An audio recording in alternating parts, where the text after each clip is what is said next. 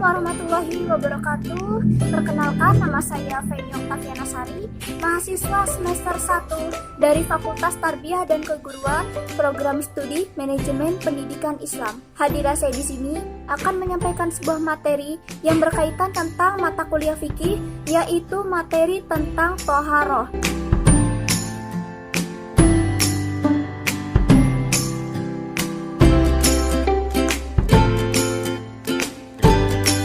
Baik, langsung saja ke pembahasan. Yang pertama adalah pengertian toharoh. Jadi, toharoh menurut bahasa artinya suci dan lepas dari kotoran. Sedangkan menurut istilah adalah halangan-halangan yang berupa hadas atau najis. Lalu, pembahasan kedua yaitu jenis-jenis toharoh.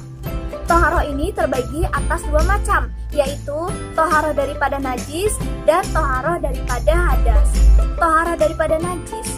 Najis menurut hukum syar'ah ialah segala benda yang kotor yang mencegah kita dari melakukan sholat, tawaf, memberi khutbah Jumat, dan sebagainya. Lalu yang kedua yaitu toharoh daripada hadas. Hadas pula terbagi atas dua macam, yaitu hadas kecil dan hadas besar. Hadas kecil ialah perkara-perkara yang membatalkan wudhu dan boleh dihilangkan sekedar mengambil wudhu. Lalu yang kedua, berhadas besar ialah mencegah kita dari melakukan sholat dan sebagainya, dan kita wajib untuk melaksanakan mandi wajib. Pembahasan ketiga yaitu cara bersuci dari hadas. Cara yang pertama, berwudu. Wudu menurut bahasa artinya bersih dan indah, sedangkan menurut istilah ialah menggunakan air pada anggota tertentu dengan cara tertentu guna menghilangkan hadas kecil. Wudu merupakan salah satu syarat sahnya sholat.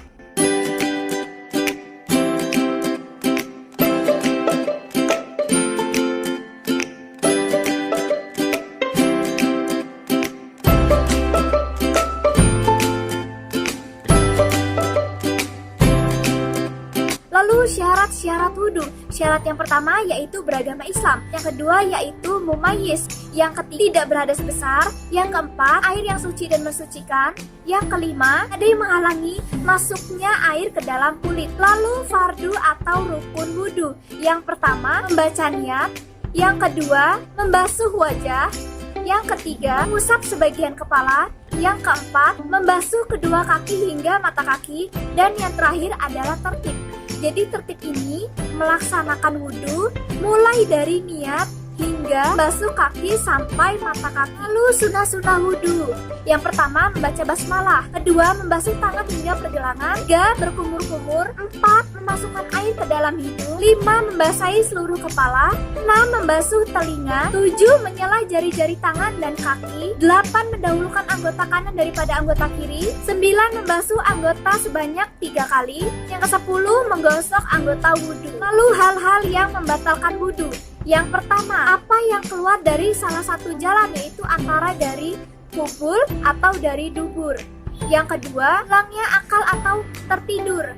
Yang ketiga, menyentuh kulit seseorang yang bukan muhrim. Dan yang keempat, menyentuh kemaluan atau pintu dubur dengan telapak tangan. Lalu cara bersuci yang kedua yaitu tayamum. Tayamum ialah mengusapkan tanah atau debu yang suci ke wajah dan tangan hingga siku-siku dengan beberapa syarat. Tayamum adalah pengganti wudhu sebagai keringanan ketika seseorang sedang mengalami uzur atau halangan. Lalu syarat-syarat tayamum. Syarat yang pertama yaitu sudah masuk waktu sholat. Yang kedua, telah berusaha mencari air tapi tidak mendapatkannya. Yang ketiga, kita sedang sakit dan menurut medis kita tidak boleh menggunakan air. Yang terakhir, menggunakan debu atau tanah yang suci. Selanjutnya, fardu atau rukun tayamum. Yang pertama, niat tayamum. Yang kedua, menyapu muka dengan debu atau tanah yang suci. Yang ketiga, mengusap debu atau tanah yang suci ke tangan hingga siku-siku. Dan yang keempat, menertibkan rukun-rukun tayamum.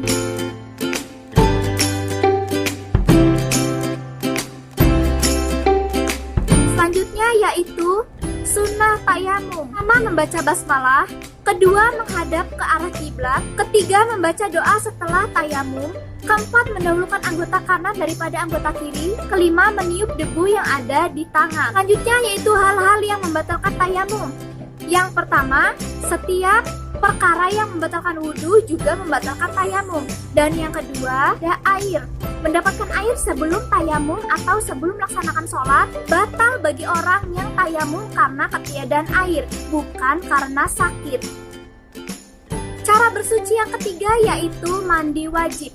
Mandi wajib adalah dengan menggunakan air yang suci dan mensucikan dengan mengalirkan air tersebut ke seluruh badan dari ujung rambut hingga ujung kaki. Tujuan mandi wajib ini adalah untuk menghilangkan hadas besar yang harus dihilangkan sebelum melaksanakan sholat. Lalu sebab atau alasan seseorang mandi wajib. Yang pertama, mengeluarkan air mani. Yang kedua, berhubungan suami istri. Yang ketiga, selesai haid atau menstruasi. 4, melahirkan atau pasca melahirkan. Dan yang kelima, meninggal dunia yang bukan mati syahid. Selanjutnya, tata cara mandi wajib. Yang pertama yaitu membaca niat. Yang kedua, membasuh seluruh badan dengan air yang suci dan mensucikan. Dan yang ketiga, hilangkan najisnya bila ada.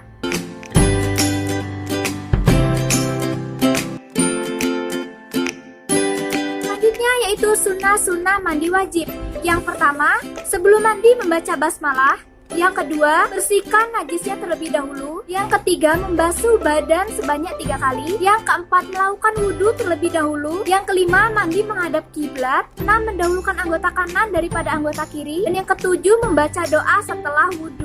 Pembahasan keempat yaitu benda-benda yang termasuk najis. Selain anjing dan babi, jelas masih banyak benda-benda yang termasuk najis. Di antaranya yaitu air kencing dan kotoran, darah, nanah, arak dan semua minuman yang memabukkan, muntah, susu binatang yang tidak halal dimakan dagingnya, air mazi, air madi, dan sebagainya. Bahasan yang kelima yaitu macam-macam najis dan cara mensucikannya. Najis ini terbagi atas 2 jenis, yaitu yang pertama, najis mughaladah atau najis besar, yaitu najis anjing. Benda yang terkena najis ini hendaklah dibasuh menggunakan air sebanyak 7 kali. 1 kali diantaranya menggunakan air yang dicampur dengan tanah. Lalu najis yang kedua yaitu najis mutawasitoh. Najis ini terbagi atas 2, yaitu najis hukmiyah dan najis ainiyah. Najis hukmiyah yaitu yang kita yakini adanya, tetapi tidak nyata zat, bau, rasa, dan warnanya. Lalu, najis ainiyah adalah najis yang masih ada zat, bau, rasa, dan warnanya. Kecuali bau atau warna yang sulit dihilangkan, sifat itu dimaafkan.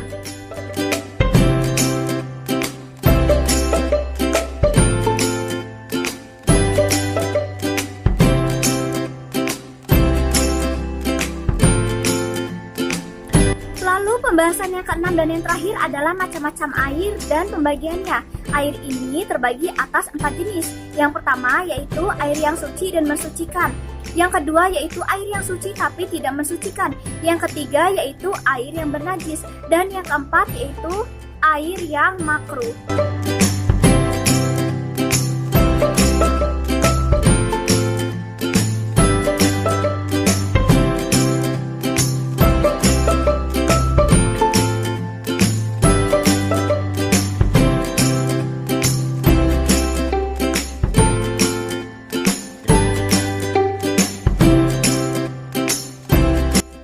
Demikianlah penyampaian materi dari saya. Kurang dan lebihnya saya mohon maaf. Terima kasih. Wassalamualaikum warahmatullahi wabarakatuh.